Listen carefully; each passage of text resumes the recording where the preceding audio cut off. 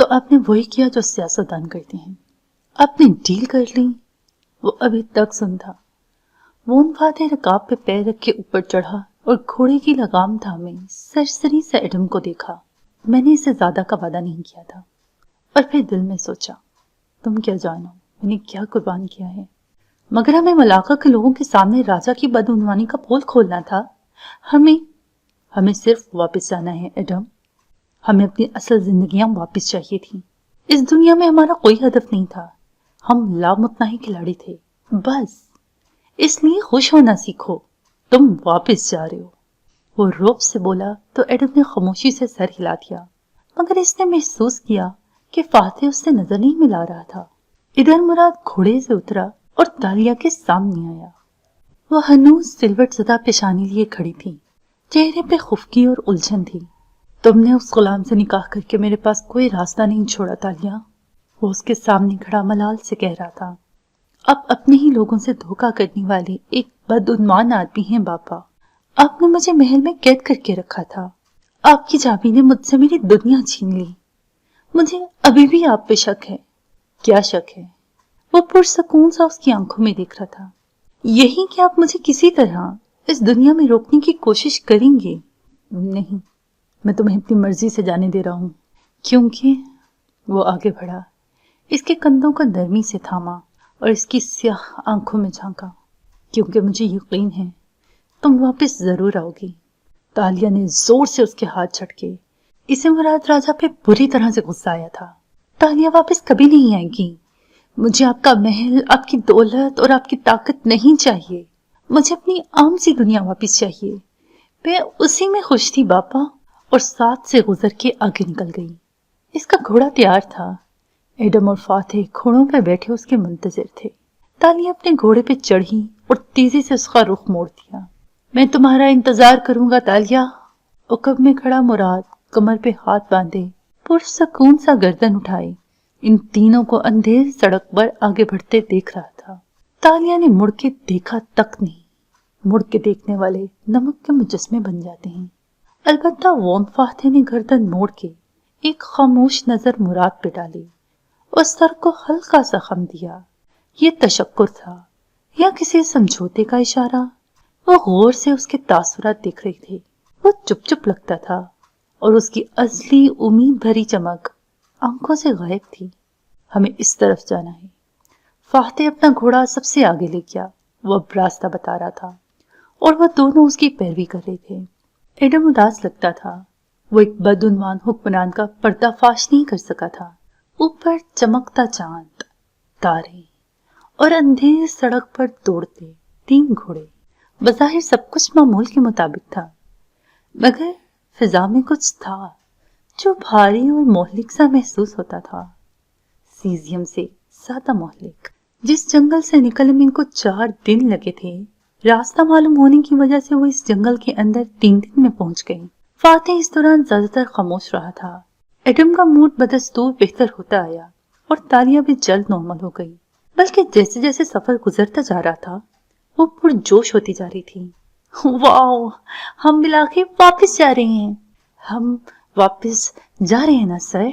وہ رات کو جنگل کے اندر اپنے اپنے بستر بنا رہے تھے جب ایڈم نے پھر سے پوچھا۔ گھنے رین فورسٹ کے اونچے درخت خاموشی سے اس قطعے کو دیکھ رہے تھے جہاں خشک پتے گرے تھے، اور فاتح ایک درخت کے ساتھ کھڑا رسیوں کا جھولا سا باندھ رہا تھا۔ آستین پیچھے کو چڑھائے وہ سنجیدگی سے اپنا کام کر رہا تھا۔ ایڈم کے سوال پہ محض اتنا بولا، تمہیں مجھ پہ اعتبار نہیں ہے کیا؟ آپ بھی ہے، مگر اپنے باپا بھی نہیں ہے۔ وہ جو مقابل درخت کے ساتھ اپنے بستر کو باندھ رہی تھی مداخلت کرتے ہوئے بولی، وہ تمہارا باپ ہے تالیہ، اس کو تم سے محبت ہے۔ وہ کام جاری رکھے ہوئے تھا، دونوں کی ایک دوسرے کی طرف پشت تھی اور وہ کام میں لگے تھے۔ ایڈم درمیان میں پتھر پہ بیٹھا باری باری دونوں کو دیکھتا تھا، مگر مجھے ڈر لگتا ہے کہ کہیں وہ آخر میں ہم میں سے کسی کو روک نہ لیں، یا پتہ نہیں کیا، مگر پاپا ایسا ضرور کچھ نہ کر دیں جس سے ہمیں نقصان ہو۔ پھر چونک کے اس کی طرف پلٹی۔ انہوں نے اس ساری ڈیل میں کوئی کیچ تو نہیں رکھا نا؟ کوئی شرط، کوئی ضرر دینے والی بات؟ اس کی الجھن ختم نہیں ہو رہی تھی۔ फातेह के रस्सियां कसते हाथ थमे, सिर्फ एक पल को। फिर इसने काम जारी रखा और आराम से अंदाज में बोला, मैंने कहा ना हम सही सलामत वापस पहुंच जाएंगे, तो तुम इतनी वहमी क्यों हो रही हो? तो आप इतने चुप चुप क्यों हैं? क्योंकि मैं आगे का सोच रहा हूँ। मुझे एक दुनिया को अपनी गुमशुदगी के मुतालिक जवाब देने होंगे। 4 माह छोटा अरसा नहीं होता। इसने झूला मुकम्मल कर लिया था। फिर एक कपड़ा सामान से निकाला, उसे झाड़ा और रस्सियों के पंघूड़े पर डाला। इस बार जंगल में पिछली दफा की तरह कोई मुश्किल पेश नहीं आई थी, क्योंकि सामान उनके पास था। अब फिक्र मत करें ट्वांकू, हम आपके साथ हैं। फातेह ने पलट के एक उचटती निगाह उस पर डाली। वो फातेह को किसी के साथ की जरूरत नहीं पड़ी कभी। तालिया, शायद वो वैसा ही बेनियाज था जैसा हमेशा होता था। शायद ये सब उसका वहम था। इसने बस शाने उचका दिए और वापस अपना बिस्तर बनाने लगी। मुराद राजा अब क्या करेगा सर? सुल्तान की बेटी की गुमशुदगी की खबर कैसे देगा?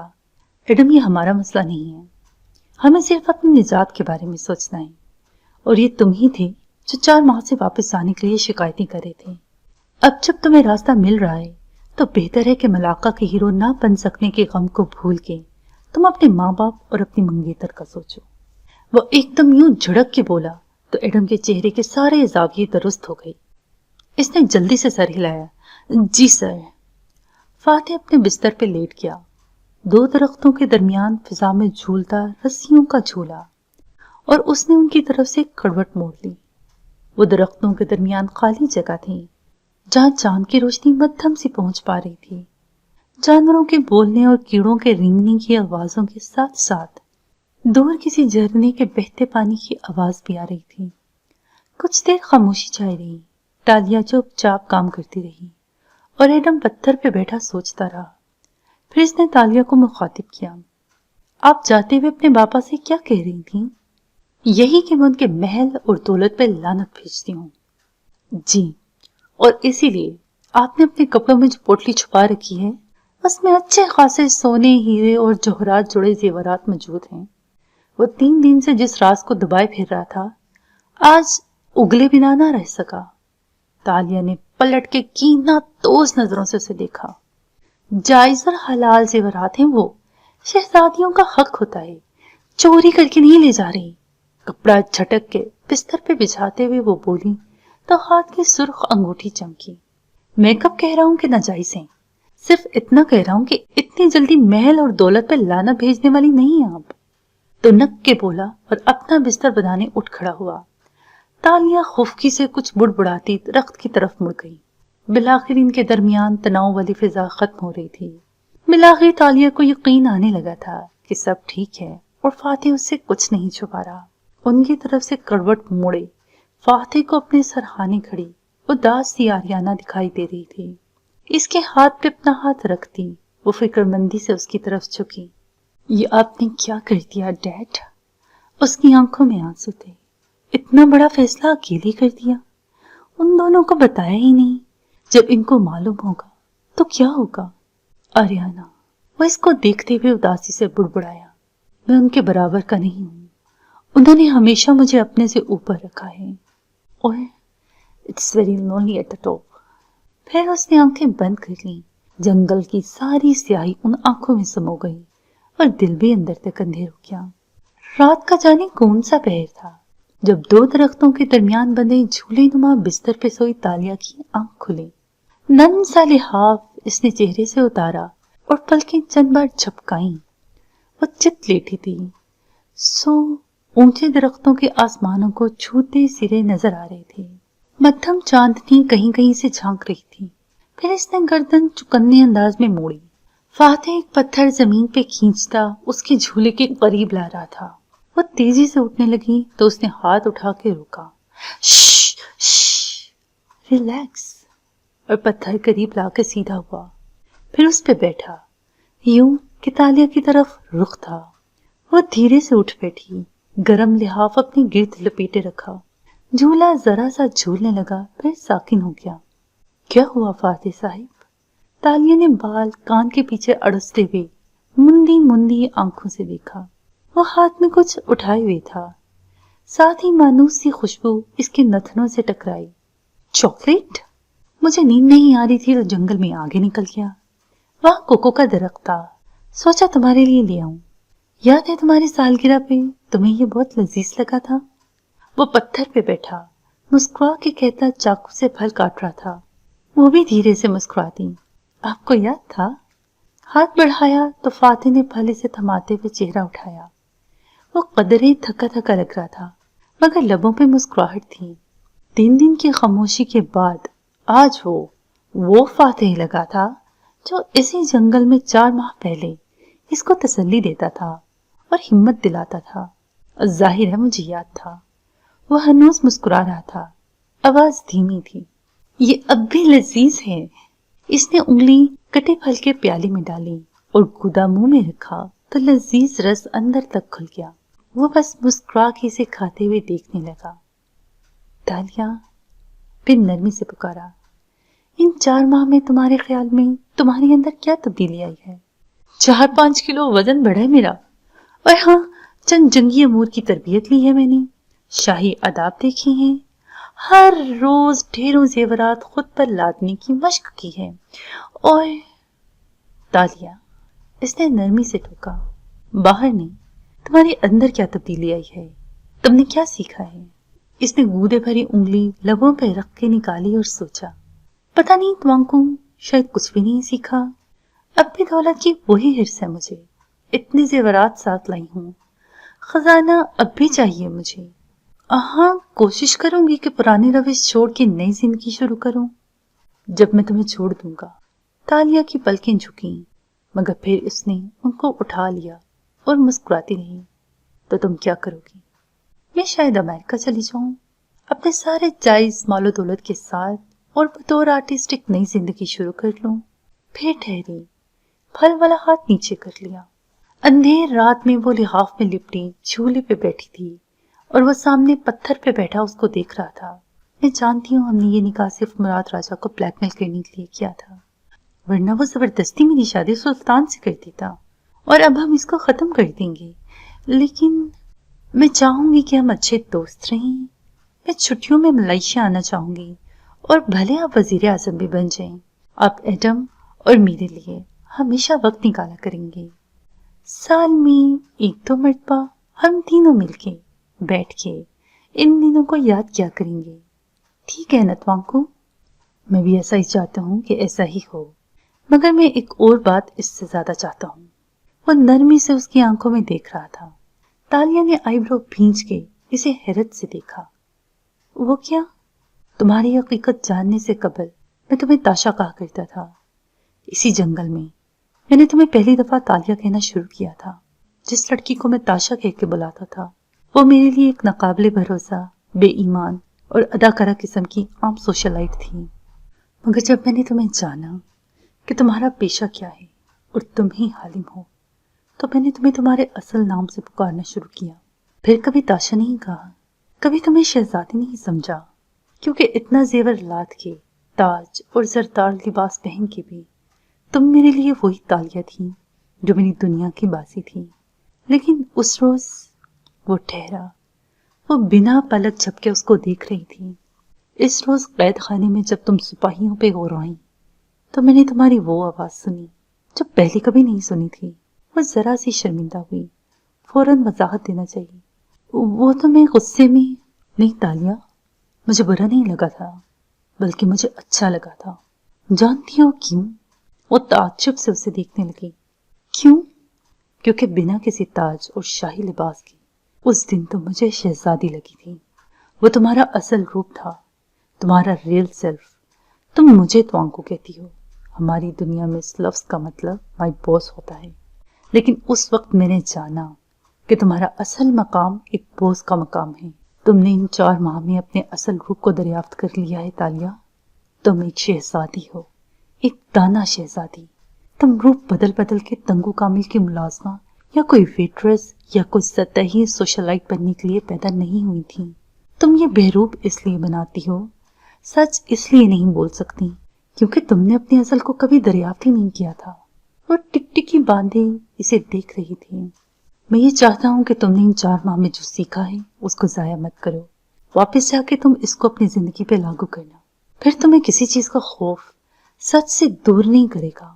तुम अपने साथ सच्ची हो जाओगी। तुम्हें अपने ऊपर मलमा चढ़ाने की जरूरत नहीं पड़ेगी, क्योंकि तुम्हें अपने असल रूप पे एतमाद आ जाएगा। मैं इस तालिया को केएल में भी देखना चाहता हूँ, जो कैद खाने के सिपाहियों पे गुर्रा रही थी, इनको जुल्म करने से रोक रही थी। यही चीज तुम्हारी सबसे बड़ी ताकत होगी। तालिया, तुम्हें किसी खजाने, किसी जेवर की जरूरत नहीं है। तुमने सिर्फ वो ही बनना है जो तुम इस कदीम मलाका में थी। मुझे आपकी बातें समझ नहीं आ रही। मैं चोरी करना छोड़ के नई जिंदगी शुरू, उसने कहना चाहा, मगर एक वक्त आएगा जब तुम्हें मेरी बातें याद आएंगी। मैं चाहता हूं कि तुम उस वक्त इस रात को याद करना। तुम याद करना कि मैं तुम्हें ऐसी ही तालिया देखना चाहता हूँ, शहजादी ताशा जैसी तालिया। सिर्फ ताशा जैसी नहीं, बल्कि किसी बॉस की तरह, निडर और जुर्रतमंद। और उस वक्त अगर कोई तुम्हारे इस रूप को पसंद ना करे तो तुम उसकी परवाह नहीं करोगी, चाहे तुम्हें नापसंद करने वालों में मैं ही क्यों ना शामिल हूं। ठीक है, इसने नीम रजामंदी से सर हिलाया। मैं अपने असल से नहीं भागूंगी। और एडम, इसने गर्दन मोड़ के सोते एडम को देखा। इसने इस दुनिया से ये सीखा है कि इंसान को अपनी खुशी अपने अंदर खुद ढूंढनी होती है, बजाय दूसरों के पीछे भागते रहने और दूसरों की राय पे इन्हिसार करने के।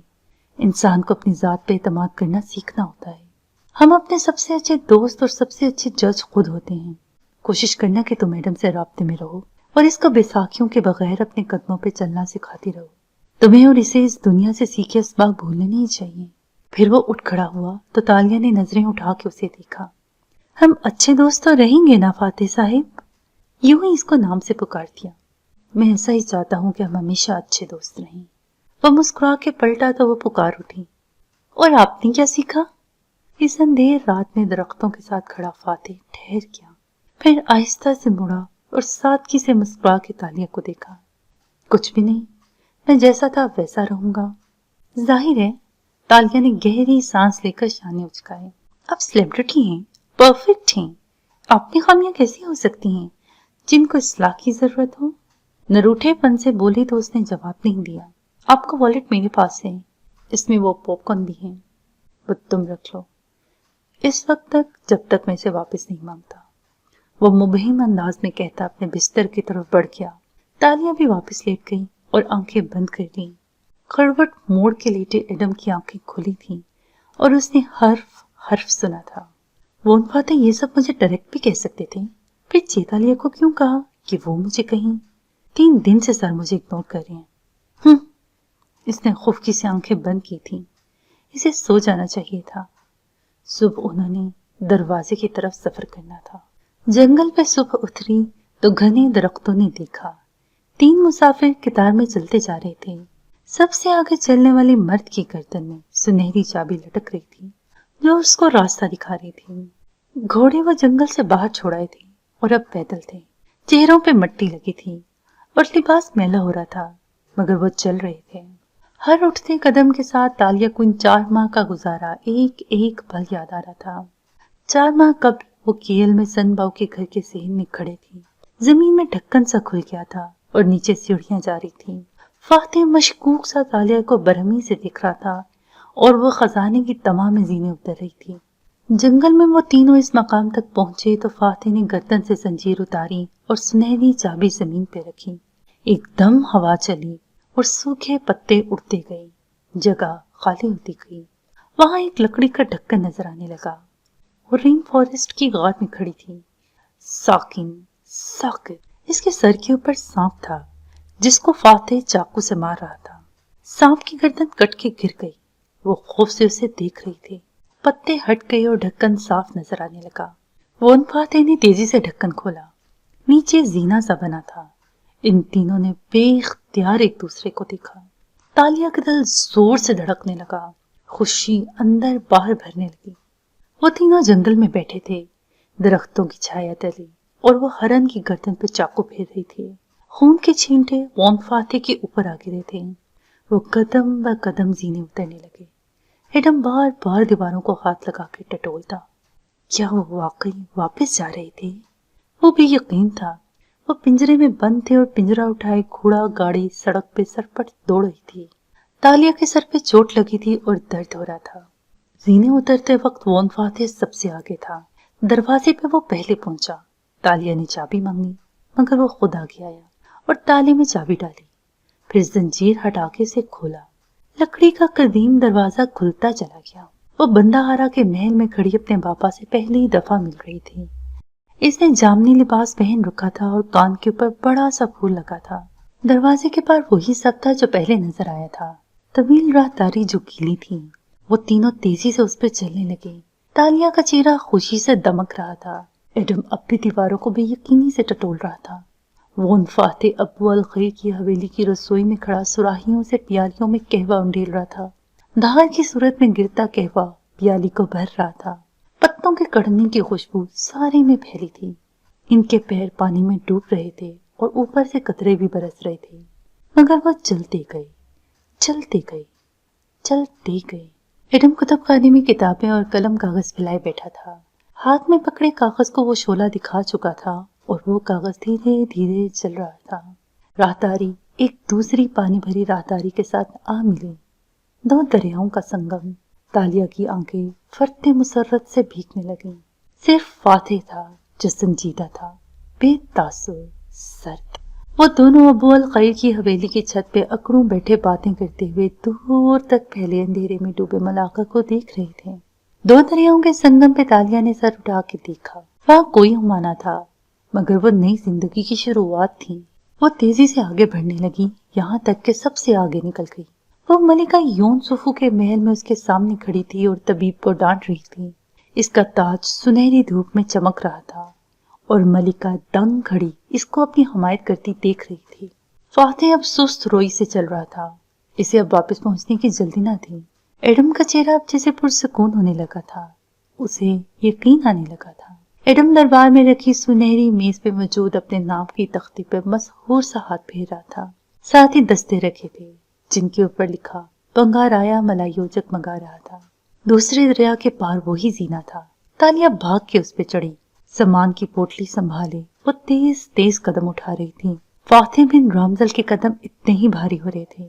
मुराद राजा सख्ती से उसका बाजू पकड़े उसके साथी के मुतालिक पूछ रहा था। मेज पर रखी इस नन्ही सी लकड़ी की किश्ती खामोशी से ये मंजर देख रही थी। लकड़ी का ढक्कन उसने हटाया तो स्याह रात दिखाई दी। वो बाहर निकली तो खुद को सनबाव के सहन में पाया।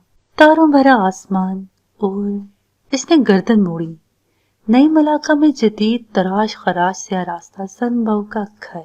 वो जिया के चबूतरे पे खड़ा बुलंद आवाज में लोगों से मुखातिब था, मगर वो गर्दनें अफसोस से हिलाते खाना खाने में मसरूफ थे। एडम बाहर निकला तो बिल्कुल दंग रह गया। वो बिलाखिर खुल के मुस्कुराया, पैरों पे गोल गोल घूम गया। वो जदीद मलाका ही था, वो जदीद घर ही था। वो तीनों सनबाव के बरामदे में जमीन पे बैठे थे और चीनी काजी उनसे उनकी रजामंदी ले रहा था। गवाह बना एडम खाली दिल और खाली नजरों से उन दोनों को देख रहा था। फातेह ने ऊपर कदम रखे और सीधा खड़ा हुआ तो ढक्कन खुद ब खुद बंद हो गया। जमीन बराबर हो गई। कुएं का पानी भर आया, ऐसे जैसे वहां कोई ढक्कन था ही नहीं, जैसे कुछ हुआ ही ना हो। वो दोनों मुजस्मे की जगह के नीचे जमीन में सामान भर रहे थे। सनबाव के कदीम सेहन में तालिया और एडम तन्हा थे और उनके हाथ तेज तेज काम कर रहे थे।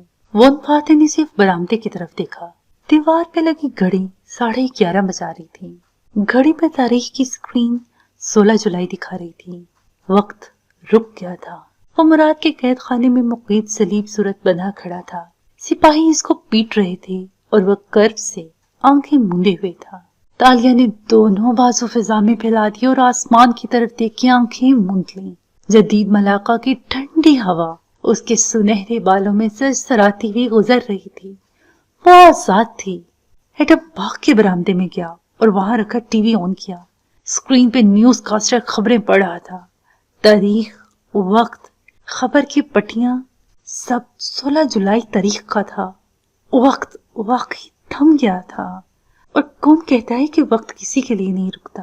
कभी कभी किसी किसी के लिए, किसी किसी जमाने में वक्त थम भी जाता है और थम के वो इंतजार करता है अपनी भूल भुलैयों में खो जाने वाले मुसाफिरों की वापसी का।